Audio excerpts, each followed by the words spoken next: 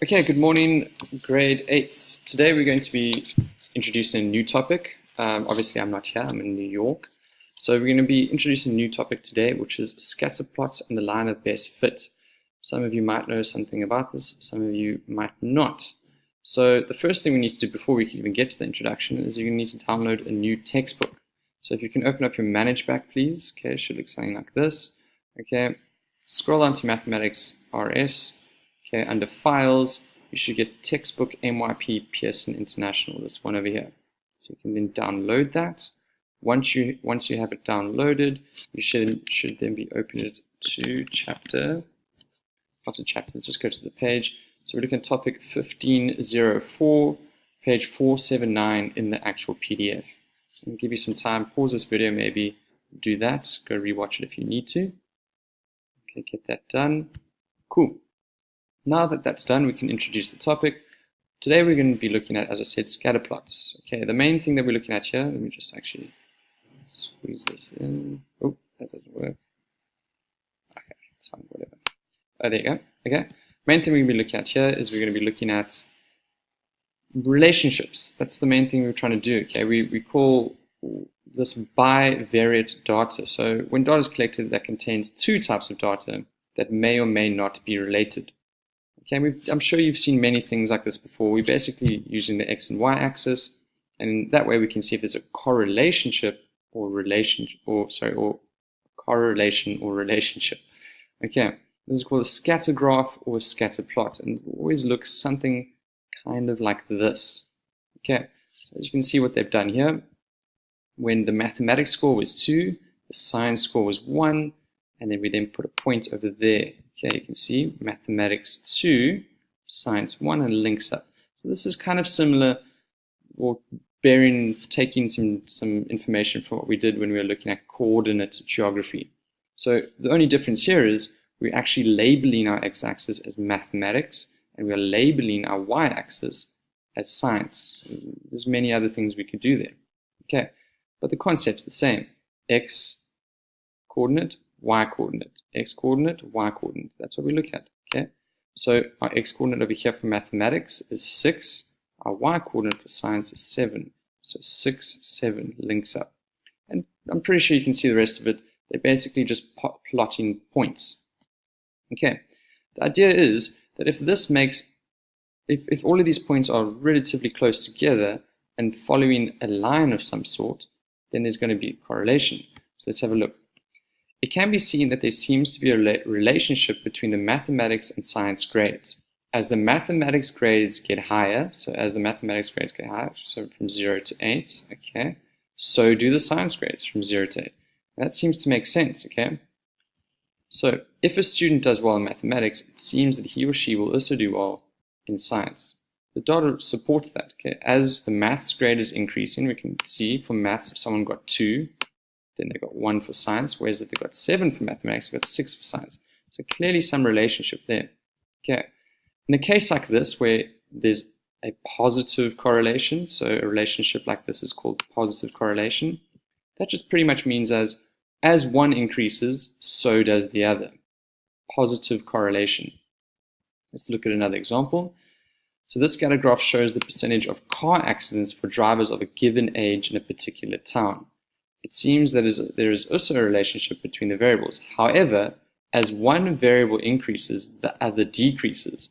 So we can see here that as the age of the driver is increasing, okay, then it seems to be that the number of accidents decrease. Sorry, as the age of the driver is increasing, yes, the number of accidents decreases. So that would be what we call a negative correlation. And it makes sense, okay, that as you drive, you have more experience, and therefore less likely to have a crash. That's going to be what we call a negative correlation. So I'm going to take a quick little break here just to show you something. Actually, no, let me continue. This over here is comparing students' times over 100-meter sprint on the x-axis versus their mathematics grade. As you can see, the data is quite all over the place, okay? And that pretty much means it's not related. So that means that we're not going to have any correlation, which sometimes is the case. So maybe not now in your academic careers, but certainly in the future, as you start doing more and more research, you're going to have to do things like this, where you're comparing data sets. And it is very common that you're not going to find correlation. That's not a problem at all. I'm just doing that for the future. So sometimes what people do is they'll get a graph like this and then they'll try and change their study. Sometimes you're not going to find correlation. That's okay. So as you can see in these previous ones, when we were looking at it, we didn't see, there was no line. It was just points, but we could still see correlation. What we tend to do, and what's going to be the main purpose of this lesson, is I actually want you to learn how to draw a line that can represent that data. Okay, so keep in mind that when we're doing this, there's going to be different levels of correlation. So all three of these over here, they're going to show a positive correlation. So what you should notice is that as the x-axis, or the values in the x-axis increase, so do the values in the y-axis. Okay, positive correlation, which we've already mentioned. However, the closer the data points are together, the stronger the correlation. So this graph over here would be a clear example of a strong positive correlation, whereas this data over here would be an example of moderate and then weak. Okay. However, it's important that we use a line to represent that, and that's something we haven't dealt necessarily with, and we're going to be doing that with a line of best fit. This textbook goes on to mention how you can use a calculator to do all of that. We are not going to do that. We are actually required rather to be able to do this by hand. So I have something on the board here. I'm going to have to change this up a little bit. Okay. How do I do that?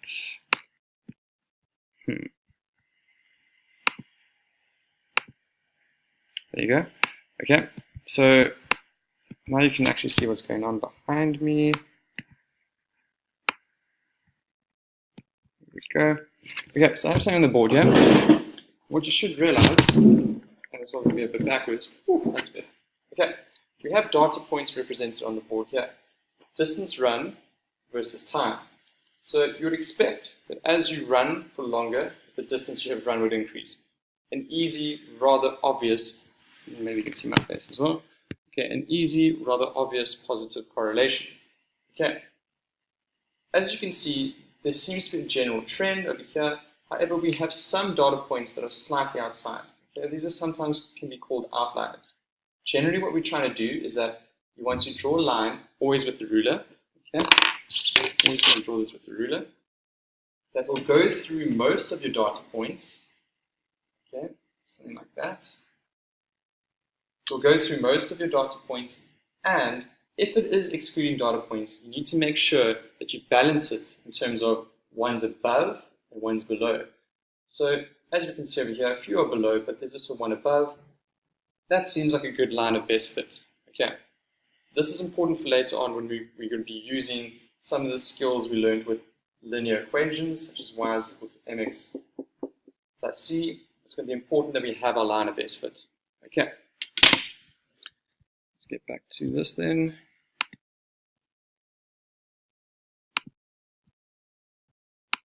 Okay. So now let's look back to the textbook. We've gone through all of that. It looks good. Yeah, I hope you understand what I mean now by correlation, all those things. Now we're looking at exercise 1504. I don't want you to do that in this lesson. I think that's going to be a bit challenging. We will do that tomorrow. Okay. What I want you to do for this lesson, this was Monday, I want you to open up My iMaths. Okay, and you should realize that there's two My iMaths set for you. Okay, for both of those, I want you to just do as much as you can. You should be able to finish that. Probably the first one's more important. Okay, so do that this lesson. You can stop this video. All good. Okay.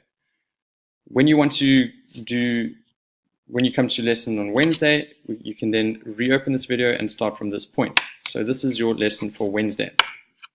Okay, so welcome back, guys. Hope you had a nice break. Hope that you're ready for some more mathematics. Okay, so today we're going to be looking at the actual exercise from the textbook, the Pearson International. So if we just forgot about that, that's on ManageBack, textbook, MYP, Pearson International PDF. Go and download that, come back, and get to the right page. We're on page 482. Okay, so here we have the exercise that you'll be doing on Wednesday, Thursday, Friday. It's quite a long one, and I want you to spend some time on it. Okay. So from the following set of data, determine the correlation coefficient and describe the type and strength of the correlation using information above. You do not need to determine the correlation coefficient. Okay, let me make that very clear. That's something with your calculators that we don't have the skills yet to do. All I want you to do for all the data sets given, there's quite a few of them, is I want you to take the data sets, so you can take this over here, and you're going to plot this on a graph. You can hand draw it. Okay, so that means you need to select one of them as your x-axis. It can be days of rain, and then one of them as your y-axis. For this case, would be absence from school, and then plot those points. So that will be your x-coordinate. That will be your y-coordinate. Sorry, over there, and do that for all of them. Okay, and yeah, from there you're just going to basically see how it all links up. Okay, you should have a scatter point at that point. I need you then to do a line of best fit that goes through it. I then want you then to describe the type and strength of the correlation, and that's pretty much it.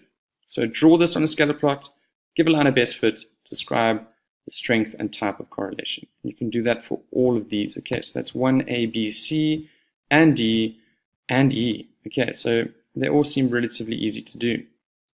Okay, from the actual textbook, it then says do line of best fit. That's fine. Okay, so in other words, guys, just go through this exercise. It is quite a long one. Okay, do as much of it as you can. And only thing to remember is that you don't need to calculate the correlation coefficient. You just need to actually draw in the data. I'm sure you guys can handle that. Okay, if you have completed all of this, I'll make sure that there's more My iMaths to do, but this should keep you busy for the week, and hopefully I'll be back soon to give you more work. Hope this helps. Please feel free to email me if you have any problems.